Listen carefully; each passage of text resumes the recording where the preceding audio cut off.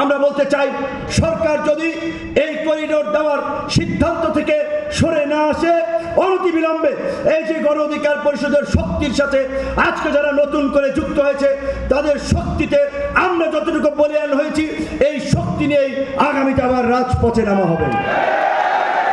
সেই ইহুদি রাজকে মধ্যপ্রাচ্যের বিস্ফোরা পশ্চিমাদের মধ্যপ্রাচ্যে আধিপত্য বিস্তারের জন্য আজকে ইসরায়েলকে সব দিক থেকে শক্তিশালী করা হয়েছে এবং সারা বিশ্বের মানবতা ওই ফিলিস্তিনে ভুলুণ্ঠিত হচ্ছে। সমস্ত বিশ্বের ভাওতাবাজ এবং ভণ্ড নেতারা ফিলিস্তিনের প্রশ্নে চুপচাপ করে রয়েছেন।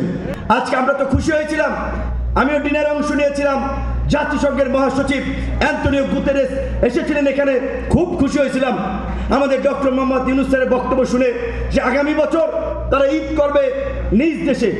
পরে ডিনার খাইলাম ইন্টারকন্টিনেন্টালে, এখন মনে হচ্ছে খাওয়াই দেওয়াই তো সব ভুলভাল করে দিয়ে দিছে।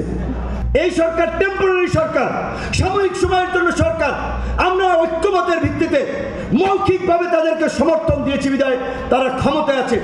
আজকে আমাদের সাথে আলাপ আলোচনা নাই, কোন রাজনৈতিক দল চলে না, গোপনে গোপনে তারা এই তথাকথিত মানবিক করিডোরের নামে এই যে অনেকদিন ধরে যে আলোচনাগুলো হচ্ছে, মার্কিন যুক্তরাষ্ট্রের বার্মা অ্যাক্ট কিংবা এই যে রাখাইন রাজ্যকে কেন্দ্র করেছে ভৌগোলিক রাজনীতি, ভূ রাজনীতি, আর একটা পূর্ব তিমুরের মতো খ্রিস্টান রাষ্ট্র করার যে চক্রান্ত, এখন তো মনে হচ্ছে সেই দিকেই আমরা যাচ্ছি।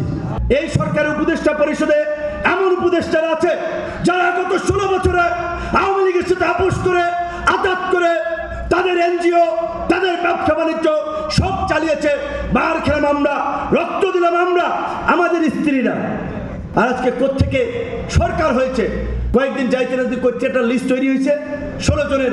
প্রথমে আলাপ ছিল 15 জন, 2-4 জনের নাম আমরা বলেছিলাম বাদ দেওয়ার জন্য, পরে 2 জন ছাত্র যুক্ত করা হয়েছে 17, সেইখান থেকে এখন বোধহয় 24 না 25। কিন্তু কোত্থেকে যে এই নামগুলো আসলো? এই যে অন্ধকারে রাজনৈতিক নেতৃবৃন্দ সহ সকলকে অন্ধকারে রেখে একটা উপদেষ্টা পরিষদ গঠিত হয়েছে। শুরুর দিকে যে ভালো কাজ করতেছিল, এখন আমরা দেখতেছি বাংলাদেশের স্বাধীনতা সার্বভৌমত্বকে ঝুঁকিতে ফেলে এই মানবিক করিডোরের নামে ওইখানে আরেকটা সামরিক জোন তৈরি করার, আরেকটা পূর্ব তিমুরের মতো আরেকটা স্টেট তৈরি করার সেই অনেকের মিশনের দিকে বাংলাদেশকে নিয়ে যাওয়া হচ্ছে। আমরা বলতে চাই, সরকার যদি এই করিডোর দেওয়ার সিদ্ধান্ত থেকে সরে না আসে, অনতিবিলম্বে এই যে গণ অধিকার পরিষদের শক্তির সাথে আজকে যারা নতুন করে যুক্ত হয়েছে, তাদের শক্তিতে আমরা যতটুকু বলিয়ান হয়েছি, এই শক্তি নিয়েই আগামীতে আবার রাজপথে নামা হবে। আপনারা দেখেছেন শেখ হাসিনার বন্ধুগণ ক্যাবিনেটে আমাদেরকে মঞ্চে হওয়ার অফার দেওয়া হয়েছিল, আমাদেরকে নির্বাচনে যেতে অফার দেওয়া হয়েছিল, চাপ প্রয়োগ করা হয়েছিল, কিন্তু আমরা কোনো চাপের কাছে, প্রলোভনের কাছে নতি স্বীকার করি নাই, আমরা কম্প্রোমাইজ করি নাই।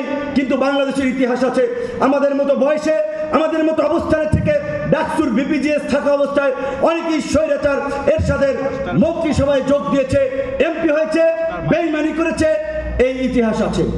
কিন্তু আমরা নিম্ন মধ্যবিত্ত পরিবারের সন্তান হয়েও সেই 2018 সালের কোটা সংস্কার আন্দোলন থেকে এই ফ্যাসিবাদের পতন পর্যন্ত বিন্দুমাত্র আপোষ করি নাই, কম্প্রোমাইজ করি নাই।